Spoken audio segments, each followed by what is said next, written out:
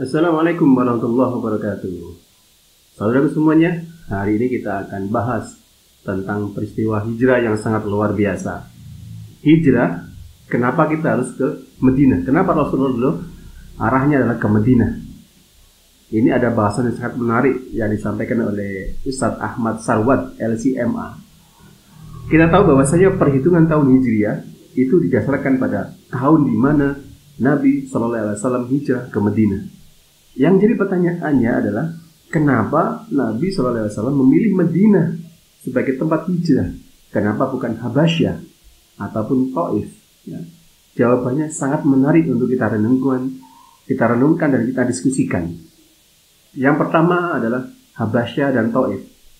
Meski Raja An-Najasyi masuk Islam, ya, namun rakyatnya yang Nasrani ternyata tidak ada yang masuk Islam. Bahkan konon keislaman An-Najasyi, si rajanya ini, disinyalir dilakukan diam-diam, takut ditentang oleh rakyatnya sendiri. Maka memigrasikan seluruh pemeluk Islam ke sekota Mekah, ke Habasyah, nampaknya bukan pilihan yang tepat. Apalagi kalau hijrah ke Taif. Lebih tidak tepat lagi.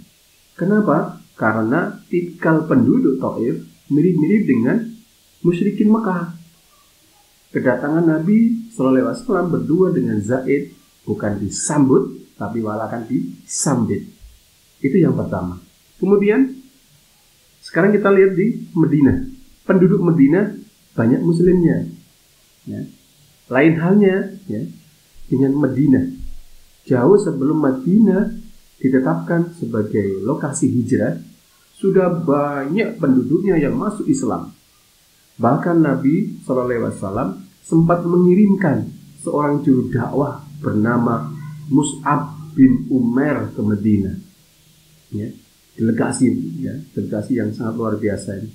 Hasilnya luar biasa hasilnya. Sampai 12 kepala suku dari Aus dan Khazraj telah berbaiat sumpah setia di Aqabah Mina saat haji untuk membela Nabi SAW dan Muhajirin sampai tetes darah penghabisan. Secara dukungan masyarakat, Madinah sangat siap mendukung dakwah Nabi SAW, bahkan siap dijadikan pusat dakwah. Itu adalah yang kedua. Kemudian bagaimana dengan Yahudi di Madinah? Ya, sementara itu di Madinah juga ada kaum Yahudi, ya kita tahu, di mana itu Yahudi belum jadi musuh. Justru keislaman penduduk Madinah sedikit banyak dipengaruhi oleh doktrin kaum Yahudi dengan ajaran agama Samawi. Perlu diketahui juga bahwa sebagai sesama agama Samawi, ajaran Yahudi punya banyak kesamaan. Ya, punya banyak kesamaan ajaran dengan risalah yang dibawa oleh Nabi Muhammad SAW. Malah di awal pensyariatan, ya, sholat yang diperintahkan kepada Nabi SAW masih menghadap ke Baitul Maqdis, ya, kiblat pertama. Dan itu adalah kiblat sholatnya orang Yahudi. Bahkan ya, Nabi SAW ikut berpuasa di tanggal 10 Muharram. Padahal itu hari raya kaum Yahudi. Ya. Selain itu, Nabi SAW juga amat menghormati Nabi Musa sebagai junjungan orang Yahudi. Mereka berdua pernah ketemuan saat Mi'raj ke langit ke-7. Bahkan Nabi Musa sempat menyarankan minta keringanan jumlah sholat fardu yang awalnya 50 waktu jadi tinggal 5 waktu. Itu yang ketiga. Yang keempat itu adalah adanya piagam Madinah.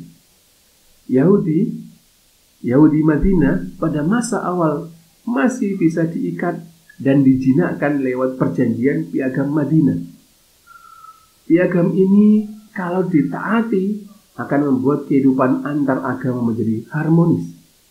Namun bila dilanggar bisa dijadikan dasar hukum, ya, untuk menghukum dan mengeksekusi sempalan-sempalan ekstremis Yahudi di Madinah kalau mereka bikin ulah. Dalam kenyataannya, beberapa ekstremis Yahudi diusir dari Madinah. Malah ada juga yang dihukum mati massal dengan cara disembelih lehernya sebanyak 900 orang. Namun mereka yang tetap berintegritas dan menjaga perjanjian dengan Nabi Shallallahu Alaihi Wasallam juga banyak.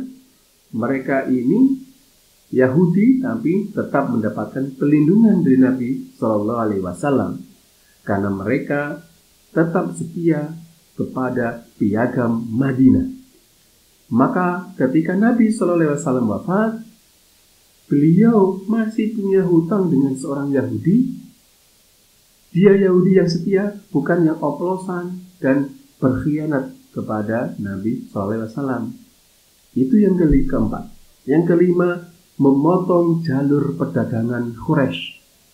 Salah satu nilai tambah Madinah kenapa dipilih jadi lokasi hijrah ada karena posisinya yang sangat strategis berada di jalur perdagangan Mekah ke negeri Syam.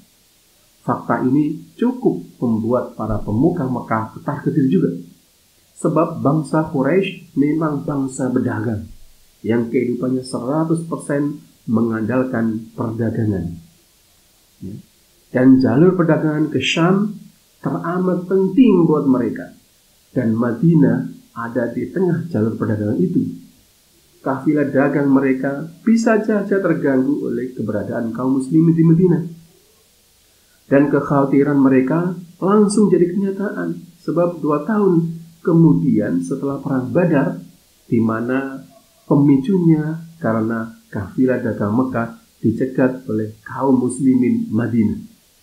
Parahnya, meski sudah dapat tambahan 1.000 personil, pasukan Mekah dikalahkan dalam perang Badar.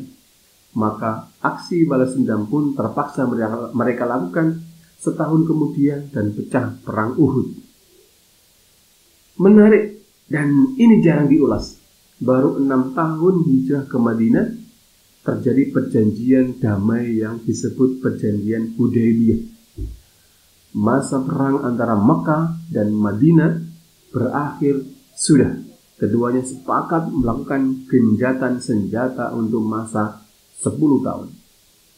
Namun perjanjian itu baru berusia 2 tahun terjadi pengkhianatan dari pihak sekutu Mekah. Maka Nabi SAW pun gerak cepat menaklukkan Mekah. Setelah Mekah ditaklukkan, otomatis tidak perlu lagi pemeluk muslimnya hijrah ke Madinah. Sebab baik Mekah atau Madinah, keduanya menjadi pusat agama Islam. Inilah kenapa Rasulullah ya tentunya dengan wahyu dari Allah SWT ya untuk hijrahnya kenapa ke Madinah bukan ke Habasyah ataupun kota-kota lain ya. Itu adalah beberapa hal yang bisa menjadi pelajaran buat kita kenapa Rasulullah hijrahnya ke Madinah. Demikian, terima kasih atas perhatiannya, semoga menjadi tambahan ilmu buat kita semuanya. Wassalamualaikum warahmatullahi wabarakatuh.